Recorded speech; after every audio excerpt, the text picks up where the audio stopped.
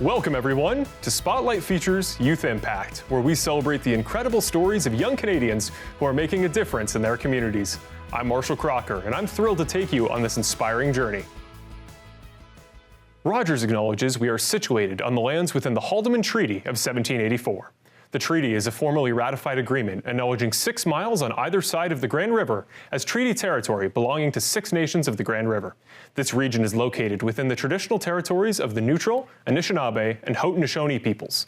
This territory is within the lands protected by the Dish with One Spoon Wampum. We acknowledge the enduring presence, knowledges, and philosophies of Indigenous peoples living here today.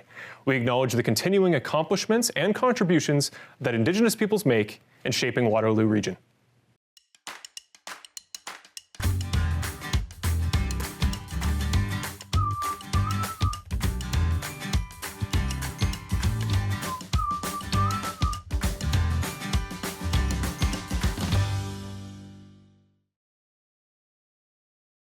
In this program, we'll shine a spotlight on the innovative projects, passions, and positive changes driven by remarkable young individuals. These changemakers are proving that age is no barrier to making a significant impact.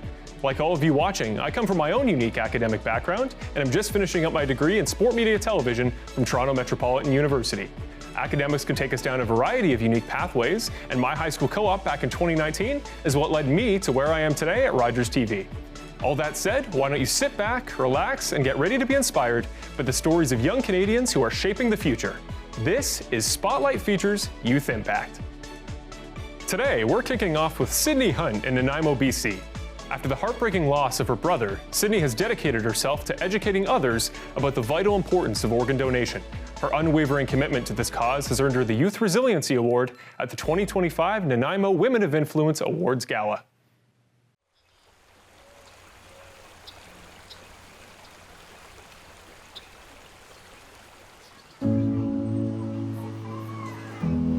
William was my little brother.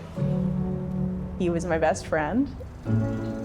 He was an adventurer. He was a wilderness wild man. He was a remarkable individual. He knew what he wanted. He was the kind of guy that would figure out what he wanted and he would go get it. I loved him very much. In July of 2023, my brother William was driving home from his summer adventure as a whitewater river raft guide in Colorado. He was driving home to Calgary, Alberta, and he was in a single vehicle accident on the side of the highway. He was taken to a hospital and ended up in Billings, Montana. His body wasn't damaged, but his head had just suffered devastation. He was put on life support, but he was pronounced brain dead. And we were faced with this decision to honor his wishes, to be an organ donor, because he checked the box. He checked the box on every driver's license he'd ever had since his first one. He even checked the box on his fake ID that we found, which was just so remarkable. He was serious about it. It was who William was in so many ways. This idea of why not make something better for somebody? And he ended up donating his heart, his liver, his pancreas, both his kidneys, his corneas, and a variety of other tissues to people across North America. He saved 5 lives and drastically improved the lives of countless other individuals, not to mention their families and the people who are supporting these people who now have parts of William as a part of their daily life and their ability to function as a person. The loss of my brother being the most devastating thing that's ever happened to me in my life, truly. I found hope in organ donation. I found hope in this idea of giving part of yourself to the world to make it a better place.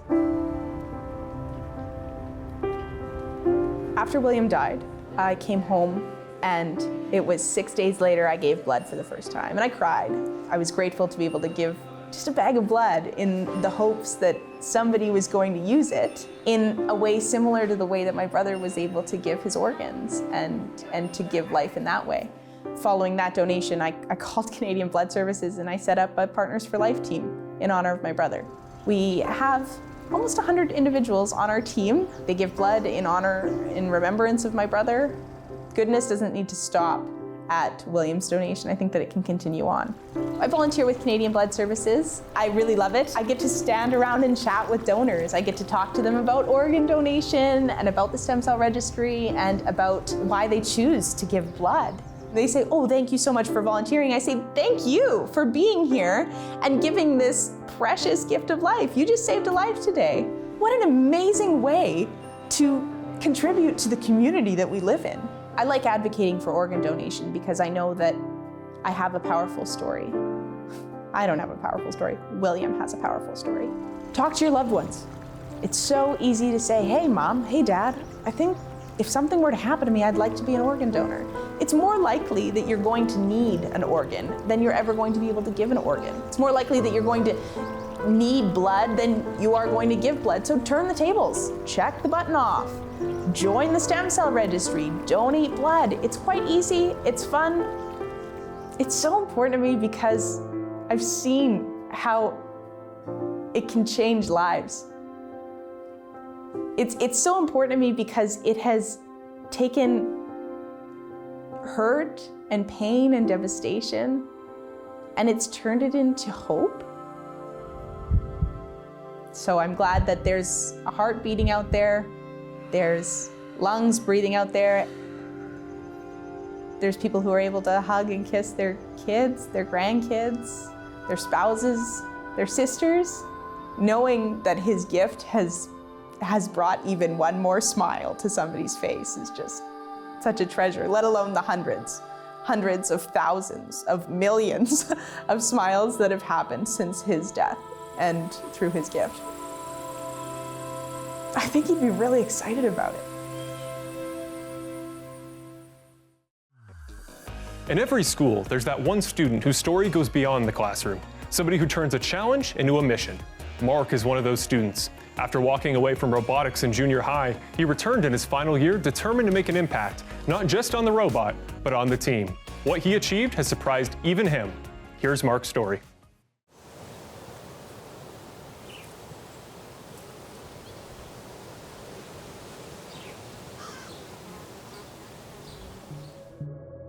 It's like art, pretty much. You know how people draw for no reason. You don't ask them why they're drawing.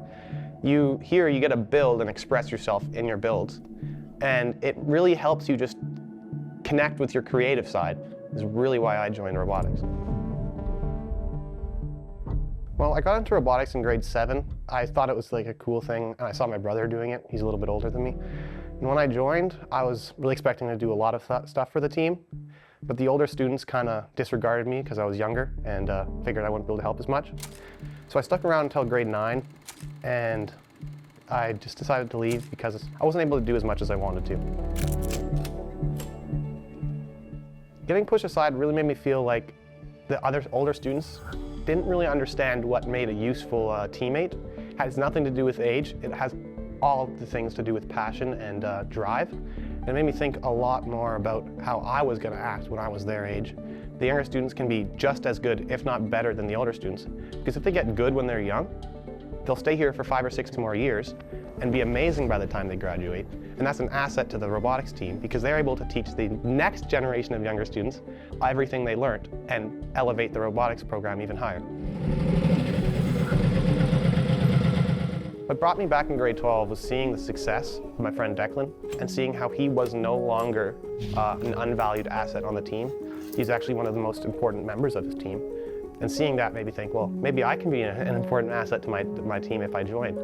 And especially seeing him go to Worlds made me think that maybe I can do that too. I got to try really hard, but if I try hard and my team allows me to do my part, I'll be able to go to Worlds. And that's exactly what happened. Put this on, okay, don't get the part where there was wheels on it, that'd be embarrassing.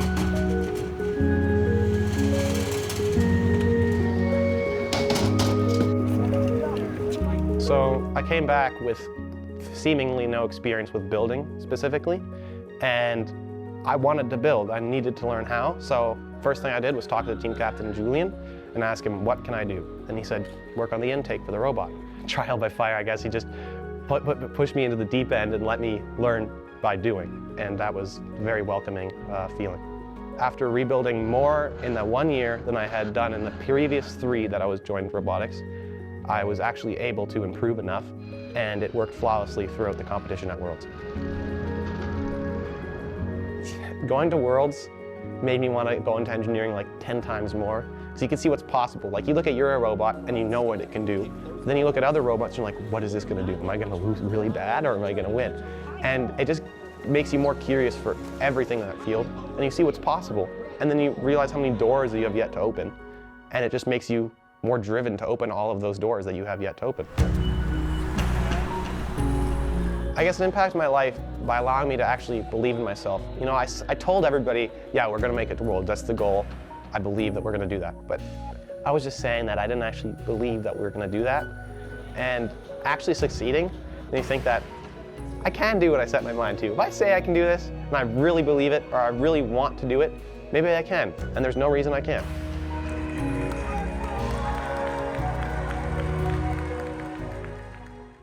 17-year-old Finley Whittick of Invermere, BC has an entrepreneurial spirit well beyond his years. When he's not hard at work finishing up his 11th grade year at David Thompson Secondary School, he's busy growing his own soccer coaching business, an endeavor which has crowned him as the Youth Entrepreneur of the Year in the Columbia Valley.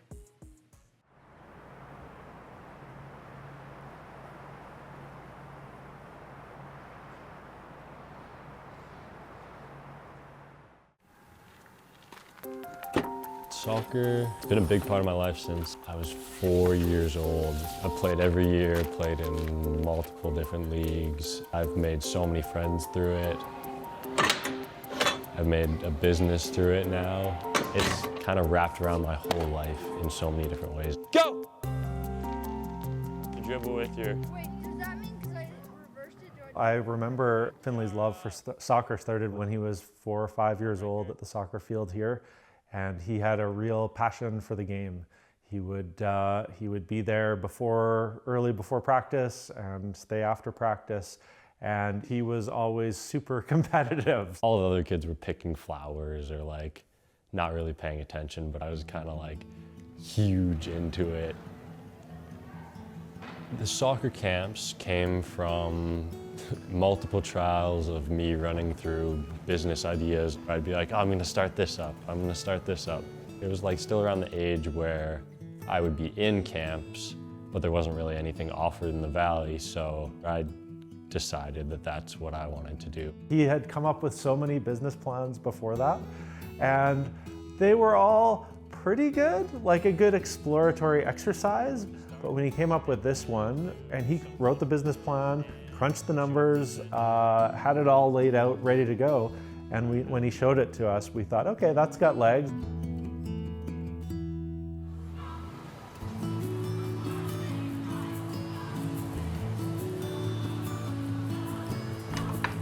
As I got going on getting registration open and everything, it was like, oh, I need a website.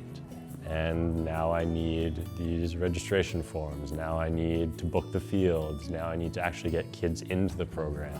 The marketing has really been a lot for me. I had no experience before that. There's nothing about that in school. And it kind of just became a lot more than I was anticipating at first, but I loved it. It was a lot of fun. Go!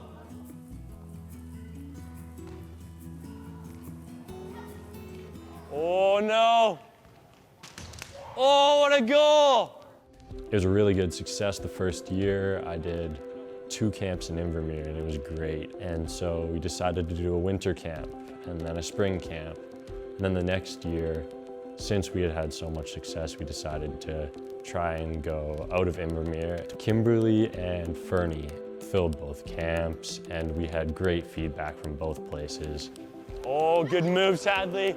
He's so humble and professional at the same time. It's been really great to see how a teenager these days can be professional and supported and entrepreneurial. It's been also really cool for him to hire other young people and for those young people to see that a person their age can do something like this and be very successful, and that it's something they might be able to do as well.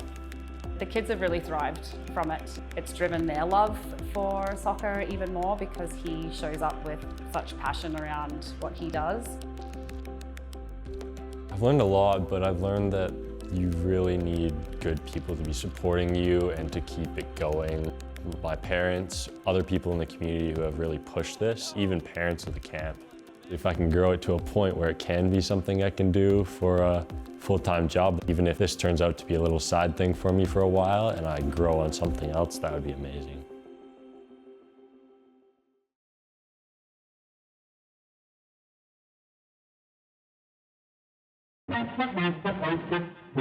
Yeah, gotta aim for the top like, hold up, yeah, I can never doubt myself, I know better. All of you critics be acting like you know better. Blowing the smoke, but I know when the dust settles that I'm in my element. It's evident that there's levels to the game.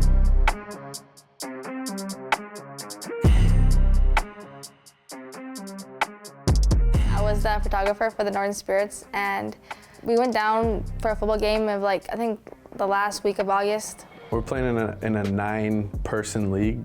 It was supposed to be a co-ed league, but we're the only team with girls. Everyone was getting hurt, and a lot of people were getting injured and tired, and just a normal football game. And it was a lot. So I think we were down to 9. We had no subs. So that's when I had to look at Alicia and say, hey, I'm gonna need you to come in the game. And I was like, no, I do not want to go on. I was crying. I was like, I think he just looked at me. He's like, we really need you. Can you get on, please? And this was funny because I didn't really realize she had spent that whole high school season with me, filming and doing everything for that whole team. I didn't realize how much knowledge she was absorbing. So when she went out there, it was just came so natural. Then I went on, got suited up, didn't know what the hell to do. And then I literally asked my friend Sky, I was like, what do I do? And she said, tackle a person with the ball. And 1 or 2 plays later, I tackled someone with the ball. And ever since that, I loved it. I'm Alicia. I am captain of defense for the Northern Spirits. It's the first on-girls Indigenous football team in Canada, and that's factual. We're a team of 18 girls, mainly from Mackay. There's some from town, and we have other Indigenous people from different communities playing with us, which is also really cool to bring all the communities together. Fort Mackay is a First Nations reservation about an hour north of Fort McMurray, so it's really isolated. There's about 500 people who live in the community. I grew up in a home of seven siblings with a single mom, so it was definitely hard to even get into sports. But to have a team in Mackay does mean a lot, and it's way easier, and I think a lot of us. You're talking about kids who want to try new things. It's tough if you don't always have the means to get back and forth. We offer what we can out there, but it's still tricky when you want to play team sports. Being a teenage girl is just difficult, and being in a small reserve, being limited to certain things can have a big effect on that. Football to me was a way to express my emotions and anger. I think when you introduce a sport like football, there's a whole group of kids who never really felt athletic or never really felt like they could participate in sport. And all of a sudden it's it's good to be big, it's good to be strong. We don't need you to be fast, we just need you to body someone. Football has given me a lot of pride, a lot of joy, and a lot of purpose. I feel it's one thing I'm good at, so it drives me to excel in it. I think early on, Alicia developed a mindset that she could do whatever she put her mind to. Being a captain on the team and kind of dealing with other players who she grew up with. These are her best friends, her cousins. She grew with all these people, so she had a very short temper for people who didn't see things the way she saw them, which would cause a lot of on-the-field problems and off-the-field problems. So she's really had a lot of growth, especially this season. This season's been huge for her, just in kind of working with the players, really helping them get to their highest point. W. It means a lot, I feel to me, and just to see everyone's growth mentally and just on the field too, football-wise. And to be a part of this is really, this history means a lot, and it brings me a lot of pride. Feels like I'm a mom, And we hit the field offense defense and it sound and it go and it sound and it go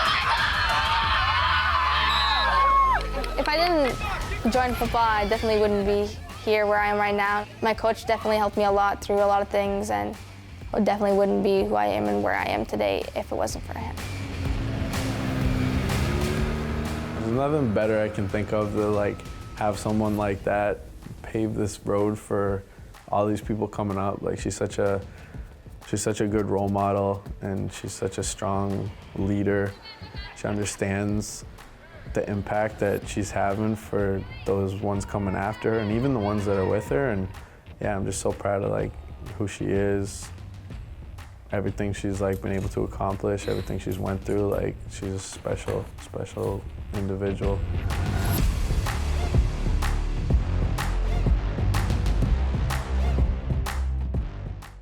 Lindsay Scarrow never imagined herself as a business owner, but when the chance to take over and expand a local vintage clothing store in Saskatoon came her way, her dreams took a surprising turn.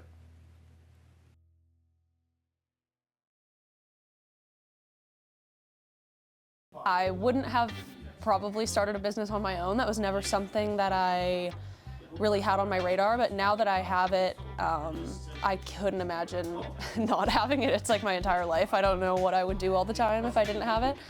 So I think I just needed a extra push to do it, but I love it now. I think that sustainability for me is less of a specialty thing that I go out of my way to think of, and it's more just something that I've always had as part of my life. I grew up with my parents split up, and neither of them were super well off, so we did a lot of secondhand shopping. And for me, I just never was big on shopping new. Like I was never huge on going to the mall or anything like that. So I think my thought process was, well, if it comes easy to me to shop secondhand, and it doesn't seem like too much of a challenge to shop sustainably, I want to make it easy for other people to be able to shop sustainably by having a spot that has lots of different stuff and is inclusive to different people. And I don't think that sustainability has to be something that's a challenge or something that seems like a chore to have to do. I think that it can be fun to shop sustainably. I think that, well, I'd like to think that coming to my store is just as fun as going to a store in the mall. I think a lot of it was just ingrained in me, and I'd like to share the fun aspect of it with other people. I think that a lot of my motivation and my inspiration comes from my mom. She knows how to persevere and she knows how to make things work. So I think she's been very inspirational to me in the sense that there's always a way to do whatever you want to do. You just have to figure it out. I've heard stories of people trying to start businesses of things that they don't really personally care about. And I think that it helps a lot when you're running a business to genuinely be interested in what you're doing. Like even before I had Replacing You, I was always really interested in clothes and fashion and social media and making funny videos on Instagram, which is, I'm really fortunate that I can tie all that together in my business. But I think if I didn't have that feeling that it was coming from the heart, my motivation and drive would not make it as easy as it is to do this for me. Not that it's easy all the time, but it helps. Emma Hamilton, a passionate dancer from Thunder Bay, grew up immersed in the world of dance. After relocating to the small town of Schreiber, Ontario, she was determined to bring her love for dancing to her local community.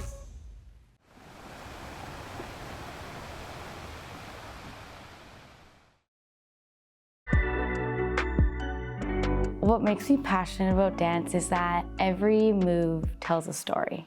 And whether that's like the smallest move or something so big and explosive, each move connected makes a story. And watching the kids learn how to tell their story or what story they want to show through dance has been inspiring to me.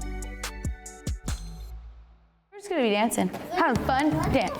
Let's start by jumping up and down. My name is Emma Hamilton, and I am the owner and director of North Shore Dance Company. I grew up dancing in Thunder Bay my whole life, and then moved here and started this. Pointed. So let's point our toes as hard as we can. Let's have a tall back It actually started with a coworker putting the idea into my ear. I didn't really have much to do either, being new to the community. So starting dance classes seemed like a fun way to get myself involved. And it just blossomed from there. I'm so proud of you. Oh, yeah, she did it! Being in our 3rd season, watching some of the kids being extremely shy and watching them go onto the auditorium stage in Thunder Bay and exploding with excitement and joy is amazing. I think a lot of the parents have told me too that they've never seen their kids so confident and so happy with themselves because of starting dance, which makes me so happy. A few weekends ago at our first dance competition, I was sitting there backstage and I was like, how have we got here? The whole entire studio showed up for these kids, and every single routine, the kids who weren't dancing in that one would be like cheering the kids on, and no other studios do that. So it was special to see their growth as a team. I still love to dance, and my big stage chapter has come to a close, but getting to pass that along and share that with them and see how my students are doing that is probably the most inspiring to me and what I love about it so much. Watching them grow a passion is what I love about it. As we've seen today, young Canadians are making incredible strides in their communities, driven by passion, creativity, and determination. Their stories remind us that age is no barrier to making a significant impact in our country. From Sydney Hunt's advocacy for organ donation to Lindsay's entrepreneurial journey, these changemakers are shaping the future with their innovations and commitment. Thank you for joining us on Spotlight Features Youth Impact. We hope these stories have inspired you to celebrate the young leaders in your own community. Remember, every small action can lead to big change, so keep believing in the power of youth and the difference they can make. I'm Marshall Crocker, and this has been Spotlight Features Youth Impact. Have a great day, everybody.